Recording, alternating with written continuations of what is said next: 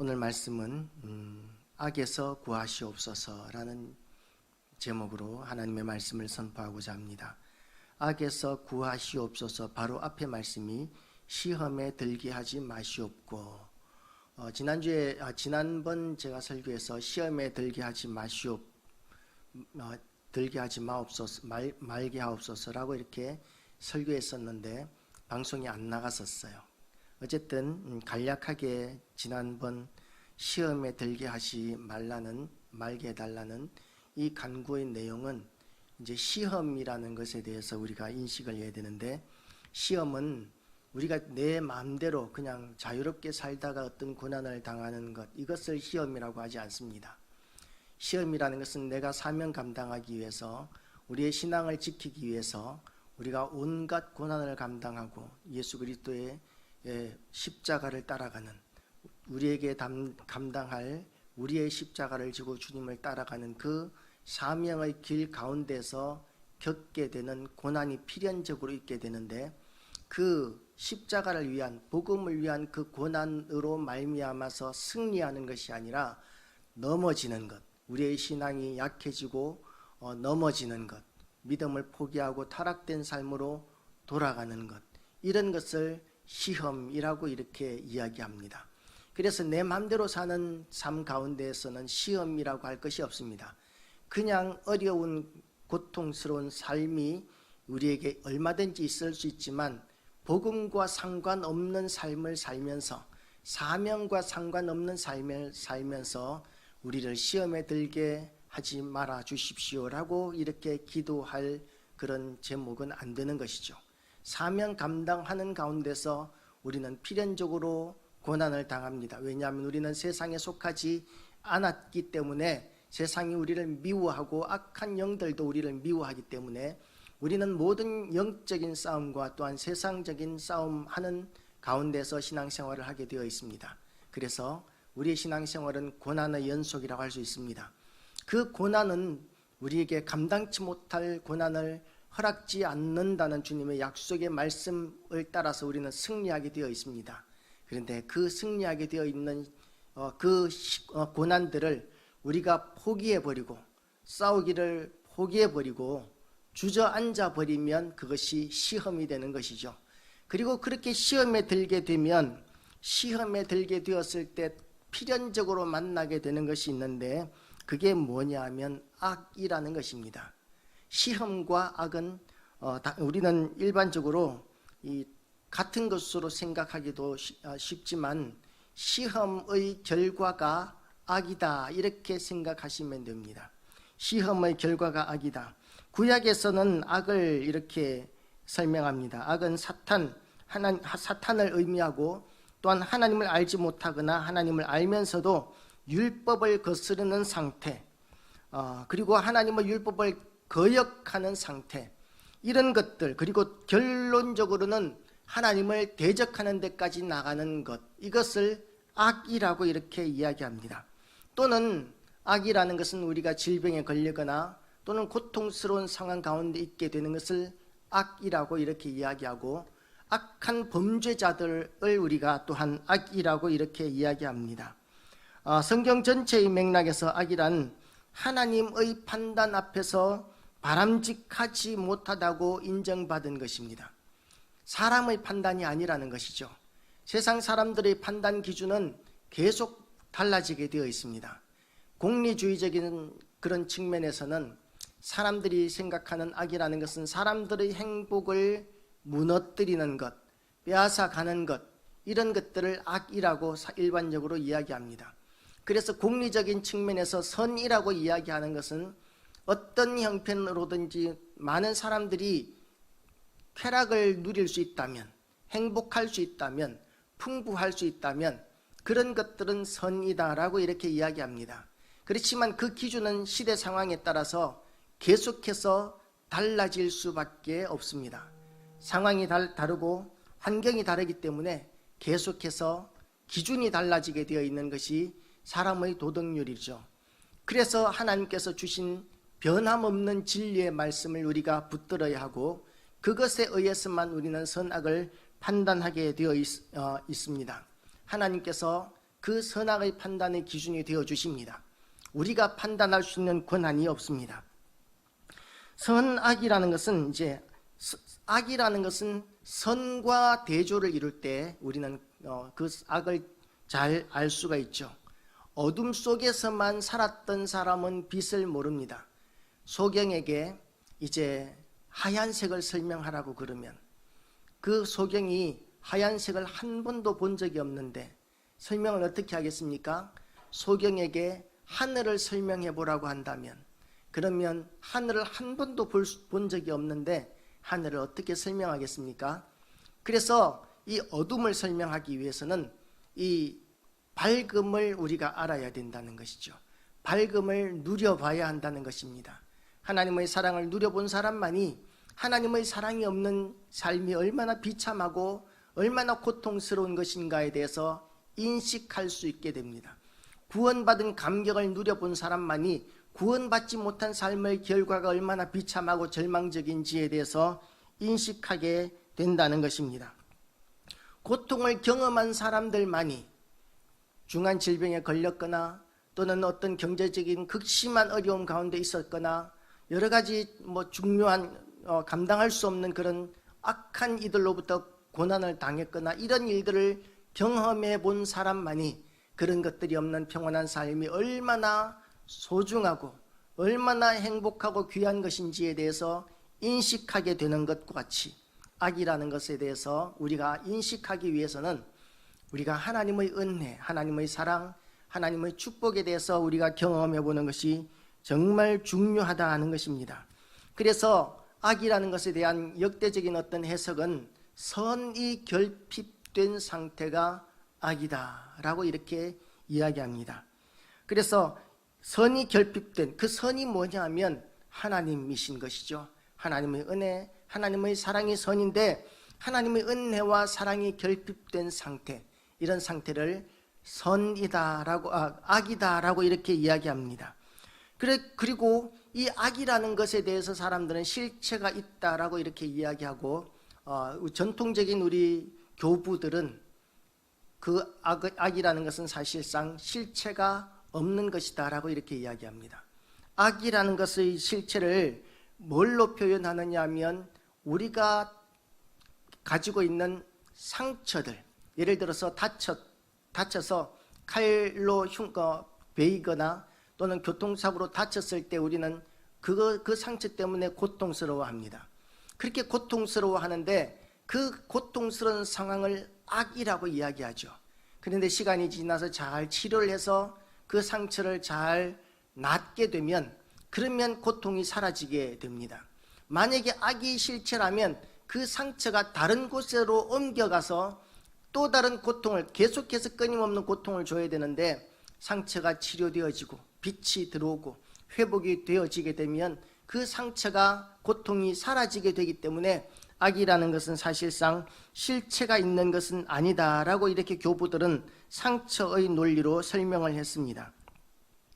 그렇지만 이제 우리가 이 선악에 대해서 우리가 여러 가지 판단들을 합니다. 사람이기 때문에 사람들은 이제 하나님의 판단 기준보다는 사람의 기준으로 이렇게 여러 가지 선악의 판단을 하면서 절대적인 기준을 부정하는 시대를 우리는 살아가고 있습니다. 포스트 모더니즘 시대죠.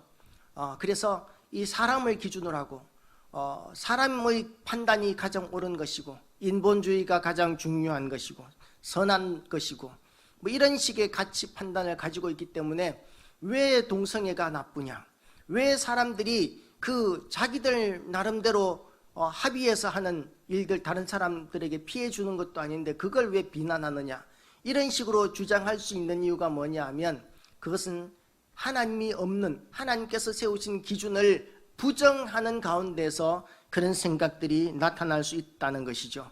그래서 사람의 판단 기준, 도덕률이라는 것은 상황윤리에 빠질 수밖에 없고 상대주의적인 진리관에 빠질 수밖에 없고 절대 진리를 부정하는 그런 사고방식에 빠질 수밖에 없습니다. 무신론적인 사고방식인 것이죠. 교회 안에서 예수 믿는 사람들이라 할지라도 우리가 하나님의 가치 판단 기준에 대해서 인식하지 못한다면 우리는 무신론자들과 똑같은 신앙인이다 라고 이렇게 이야기할 수 있습니다. 신앙인이라고 한다면 하나님의 가치 판단에 우리의 의지와 우리의 기준들을, 논리들을 내려놓을 수 있어야 된다는 것이죠. 성경에서는 이렇게 우리의 삶의 가치 판단에 대해서, 악에 대해서 하나님께서 주신 기준인 계명이 있습니다. 하나님께서 주신 계명들을 통해서 우리에게 가르쳐 주신 선이 뭐냐면, 하나님께서 천지 만물을 창조해 놓으신 그 창조의 질서에 합당한 것을 하나님께서는 선이라고 이렇게 말씀하십니다. 하나님께서는 선하신 하나님이시기 때문에 우리를 정말, 이 온 세상 만물을 정말 선하게 만들어 놓으셨습니다. 악한 것이라고는 하나도 없었습니다. 그리고 그 모든 질서가 선한 것이고 아름다운 것이었었습니다. 그러면 악이 뭐냐면, 그렇게 모든 선한 것들 가운데서 하나님이 만들어 놓으신 그 질서를 깨뜨리는 것이 악이다라는 것이죠. 하나님께서 만들어 놓으신 질서를 깨뜨리는 것, 이것이 악이었는데, 그 최초의 악이 바로 아담과 하와가 선악과를 따먹으면서 하나님과 인간의 질서를 깨뜨리고 세상 만물과의 질서를 깨뜨렸습니다. 그리고 지금 우리가 겪게 되는 수많은 시련과 고통들이 어디에서 나오느냐 하면, 하나님께서 만들어 놓으신 그 질서들을 깨뜨리는 데서 우리는 고통과 고난을 겪게 되는 것입니다. 그런데 세상 사람들은 그것을 부정합니다. 인간은 우연히 생겨났다고, 세상 만물은 진화에 의해서 만들어졌다고 이렇게 주장을 합니다.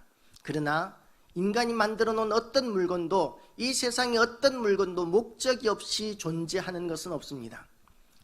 난파선에서 수천 년 전에 침몰된 난파선에서 유물들을 건져 올리면 기괴한 모양의 물건들이 많이 올라옵니다.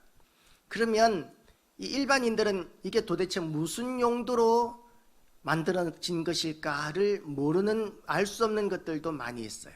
옛날 것들이지만 딱 보면 이거는 그거야 라고 이렇게 이야기할 수 있는 것들도 있지만 없는 것들도 굉장히 많습니다. 왜냐하면 그 시대의 문화, 그 시대의 사고방식들, 유행, 이런 것들을 우리가 알 수 없기 때문에 그렇죠. 그렇지만 그 배에 실려있던 모든 것들을 그 시대의 사람들 앞에 갖다 놓으면, 이건 여기에 쓰는 거고 이건 저기에 쓰는 거고, 이렇게 용도가 다 있다는 것이죠. 사람이 뭔가를 만들 때도 다 목적을 가지고 만듭니다. 그런데 이 모든 것을 만들고 그 모든 용도들을 판단할 수 있는 사람을 하나님께서 만들어 놓으셨는데, 그 하나님께서 사람을 만드실 때에도 목적이 있으시다는 것이죠. 하나님의 선하신 목적, 진리를, 하나님이 창조하신 목적이 있는데, 그 목적 위에서만 우리는 선을 누릴 수 있게 된다는 것입니다. 하나님께서 창조하신 선악의 판단 기준은 세상을 창조하신 하나님의 창조 목적과 관련이 있습니다. 하나님께서 만들어 놓으신 모든 창조 세계는 신앙과 성경의 거울로 비추어 볼 때의 온전한 용도를 우리가 해석할 수 있게 된다는 것이죠. 하나님께서는 하나님의 영원한 지혜와 무한한 사랑 속에서 세상을 창조하시고, 그리고 만물을 교통하게 하시고, 그리고 이 모든 것들은 하나님의 충만한 완전성으로부터 그렇게 이루어지게 되었습니다. 그렇기 때문에 우리들도 어떻게 살아가야 하느냐 하면, 우리가 그 소요리 문답 제1번에서 사람의 존재 목적, 하나님을 영원토록 즐거워하고 그를 찬양하기 위한 그 존재의 목적을 붙들고 우리가 살아가야 된다는 것이죠. 그래서 모든 만물이라는 것은 곧 문명, 학문, 지식, 정치, 사법, 교육, 예술, 이 모든 것들이 하나님의 영광을 위한, 창조주 하나님의 영광을 드러내기 위한 것으로 사용되어야 한다고 성경은 이야기하고 있습니다. 모든 사람이 같은 정도로 이렇게 하나님과의 관계를 잘 유지하면서 질서를 지키고 살아야 하는데, 사실 그런데 그렇게 살아가는 사람들은 많지 않습니다. 우리의 죄악으로 말미암아 우리의 영이 어두워지고 지각이 어두워지고 죄악으로 달려가는 우리의 발이 너무나 빠르기 때문에 우리는 참으로 이 하나님의 질서를 지키지 못하고 또한 이해하지 못하는 경우들도 많습니다. 하나님께서 이거는 왜 시키실까? 왜 하나님께서 이런 일을 하셨을까? 우리가 이해하지 못하는 하나님의 일들을 우리는 굉장히 많이 만나게 됩니다. 아니, 하나님에 대해서 무관심하게 살아가면 그런 의문들을 만날 기회도 별로 없겠죠. 그러나 우리가 정말 하나님 말씀대로 하나님의 거룩하신 뜻을 이루어 드리기 위해서 날마다 묵상하고 그리고 고민하면서 살아가고자 애쓴다면 우리는 수많은 하나님께서 이런 일들을 왜 하셨을까? 왜 이런 일들을 우리에게 시키실까라고 이렇게 고민하게 만드는 문제들을 얼마든지 만날 수 있습니다. 그래서 그럴 때 우리에게 믿음이 필요하죠. 하나님은 전능하신 하나님이시고 우리는 사람은 3차원에 불과하지만 하나님은 무한 차원의 하나님이시기 때문에 우리가 이해할 수는 없지만 하나님께서는 이것을 통하여 선을 이루시는 하나님이시다라는 것을 인정하고 순종하는 것, 이것이 우리의 믿음입니다. 아무리 믿음이 훌륭한 사람이라 할지라도 하나님의 뜻을 전부 다 알 수는 없습니다. 그릇 자체가 차이가 나요. 하나님이 태평양보다 더 큰 그릇이라면 우리는 조그만한 간장 종지보다도 더 작은 그릇에 불과하기 때문에 하나님을 다 우리가 담아낼 수가 없습니다. 그래서 믿음이 필요합니다. 하나님이 옳으시고 하나님이 합당하시고 그렇기 때문에 내 생각과 틀릴지라도 하나님의 뜻을 따르는 것이 신앙이다 라고 이렇게 생각하고 우리가 따라가야 한다는 것이죠. 그래서 우리는 하나님의 지성을 인정하고 그리고 하나님의 뜻에 온전히 순종하는 삶을 통해서 지나고 나면 결과가 나타났을 때에 하나님의 뜻이 그래서 선하구나, 하나님이 정말 그래서 위대하신 분이시구나 라는 것을 인정하게 된다는 것이죠. 우리는 이 악에 빠지게 되는 그런 과정들을 보게 되면 악에 빠지게 될 때 악이 오기 이전에 우리는 죄가 우리를 먼저 찾아오는 것을 보게 됩니다. 우리에게 죄악이 먼저 있어요. 악에 빠지기 이전에 우리에게 죄악이 먼저 문을 두드립니다. 그리고 그 죄에 우리가 빠지게 되면 그러면 그 죄의 결과인 악을 만나게 되는데, 다시 말해서 사냥꾼들이 산속에다가 덫을 놓습니다. 덫을 놓으면 그 덫에다가 미끼도 놓고, 그래서 산짐승들이 그 먹이를 먹기 위해서 가까이 오다가 덫을 밟도록 그렇게 장치를 해놓습니다.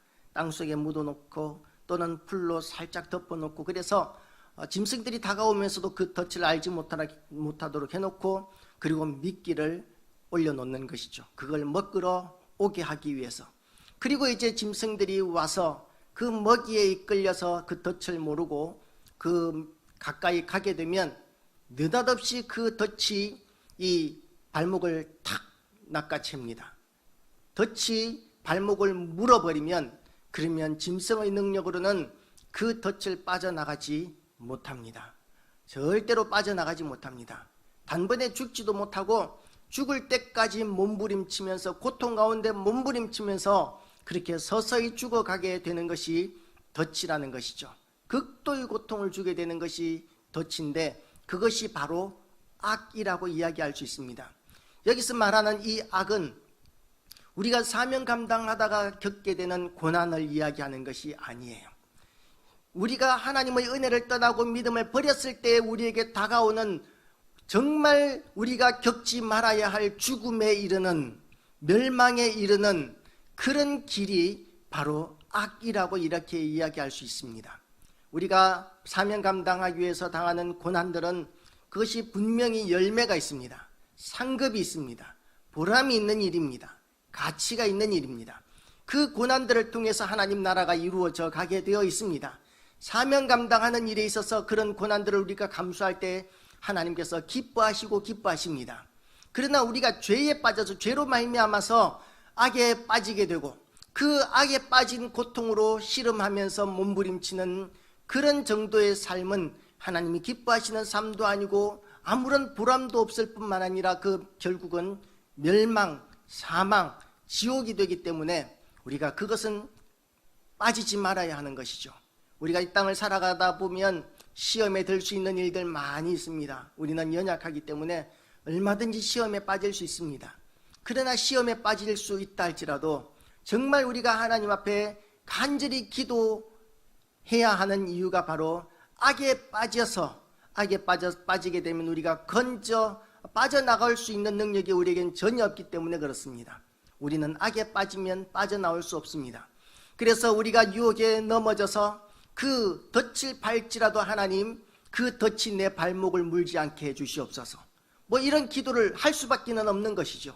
그러면 하나님께서 우리를 붙들어 주시고 인도해 주셔서 유혹에 빠진다 할지라도 때로는 그런 덫에까지는 이르지 않도록 도와주십니다. 그런 우리가 감당할 수 없는 그런 악에 대해서 인정하고, 그리고 하나님 앞에 간절히 기도하면서 구원받은 그런 경험들을 통해서 우리는 인간의 연약함을 인식하게 됩니다. 하나님께서 나를 지켜주지 않으신다면 그러면 나는 단 한순간도 살 수 없는 보잘것없는 존재이구나, 나는 절대적으로 하나님께서 붙들어 주셔야 하는 존재이구나, 이런 생각을 우리가 할 수 있게 되는 것이죠. 오늘날 우리에게 일용할 양식을 주시기를 기도할 때도 마찬가지입니다. 하나님께서 나에게 먹을 것을 주시고 나의 필요를 채워주셔야 우리가 이 땅을 살아갈 수 있기 때문에 우리는 정말 연약한 존재이구나 라고 이렇게 인식하게 하는데 그 목적이 있죠. 이 기도 제목이 악의 시험에 들게 하지 마옵시고도 마찬가지고, 악에 빠지지 않게도 마찬가지로, 결론은 뭐냐 하면 우리가 하나님의 영광을 위해서 살아가는 데 있어서 하나님께서 돕지 않으시면 그러면 우리는 단 한순간도 하나님의 영광을 위해서 살아갈 수 없다는 것을 고백하고 인정하고, 그리고 겸손해지게 되는 그런 의미가 이 주기도문 가운데 깊이 담겨 있다는 것입니다. 그래서 우리가 시험에 들지 않기 위해서 날마다 우리의 심정을, 우리의 마음을 붙들어야 됩니다. 견고히 해야 됩니다. 믿음으로 견고히 세워져야 합니다. 우리는 날마다 시험에 빠질 수 있도록 사탄이 끊임없이 우리를 유혹하고, 그리고 수많은 세상의 유혹들에 우리의 눈이 끌리게 되어 있습니다. 이번에 이 N번방 사건을 보더라도 거기에 끌려 들어간 사람들, 그 생돈, 참 돈도 많아요. 싸지도 않던데 150만 원씩이나 내고 거기에 가입한 사람들, 우리는 신앙생활 하면서 이해하지 못하지만 그들은 그런 유혹에 끌린 것입니다. 그런 유혹에 끌리지 않기 위해서 우리는 우리의 마음을 잘 붙들어야 합니다. 내 생각과 내 욕망을 따라 살아가는 것이 아니라 우리는 하나님의 영광을 위해서, 하나님을 높이기 위해서 살아가야 한다는 그 절대적인 그런 기준을 우리가 붙들고, 하나님께서 무엇을 기뻐하시는지, 하나님께서 어떤 삶을 기뻐하시는지에 대해서 우리가 잘 인식할 때에 우리는 말씀대로 진리대로 그렇게 살아갈 수 있게 되고 유혹에 빠지지 않게 될 수 있습니다.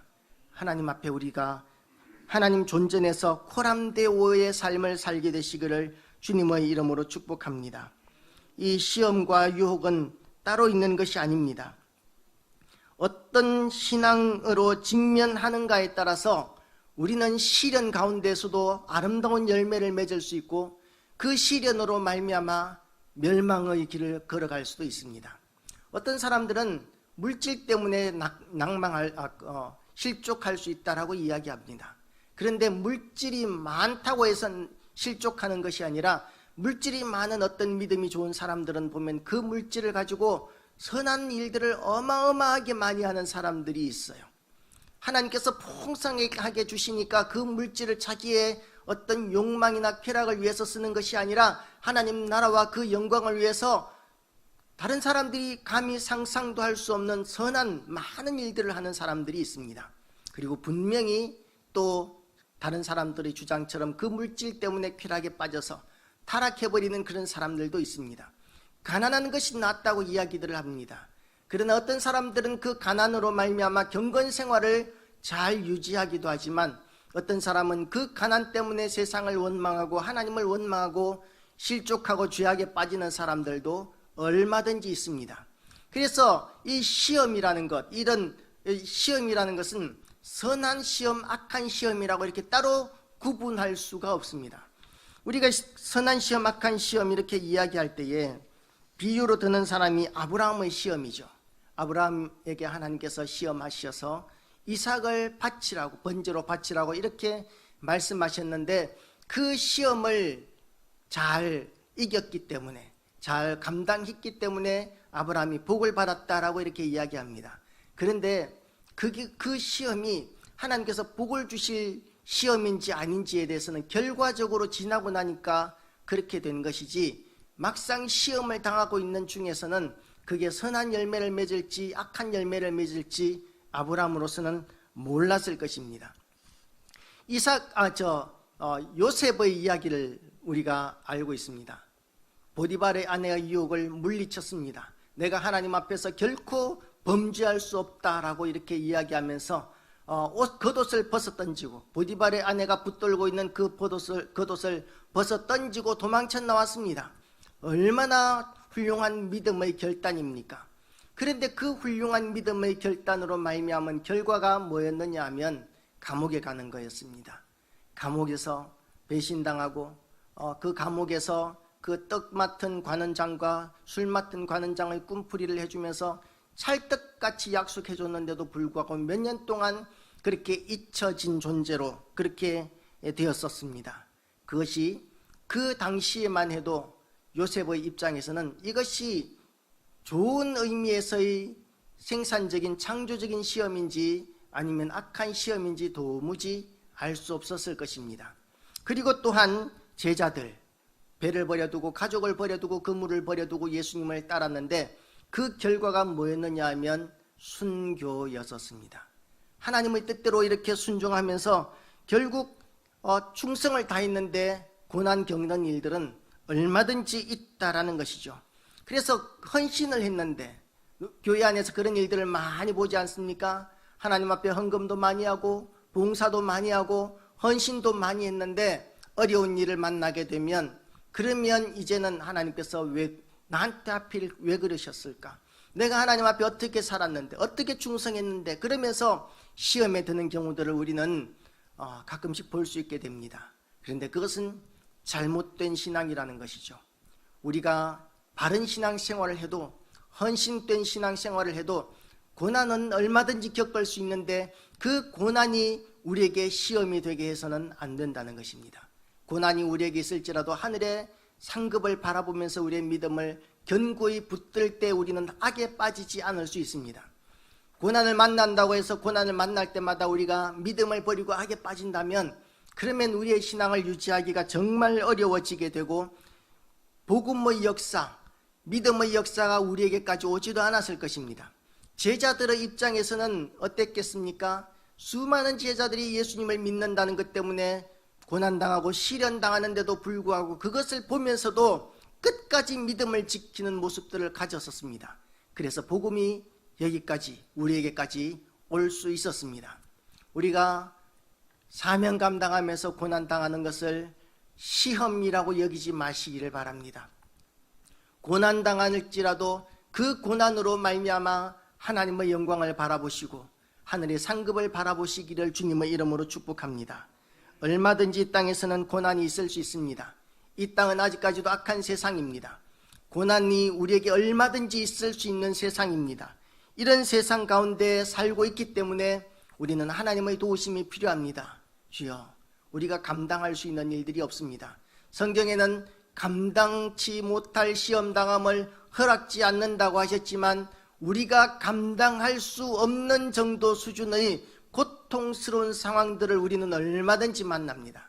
그래서 하나님 앞에 기도해야 되는 것이죠. 주여, 우리가 감당치 못할 시험당함을 허락지 않는다고 하셨사오니 감당할 수 있도록 우리에게 은혜 더하여 주시고 능력 더하여 주시고 승리하게 하여 주시옵소서.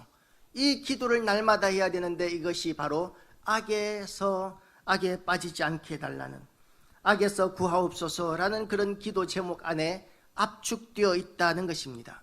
우리는 악에 빠지지 않기 위해서 하나님의 은혜가 필요합니다. 하나님의 도우심이 필요합니다. 우리가 악을 이기고 우리가 고난을 이기기에는 우리는 너무나 연약한 존재입니다.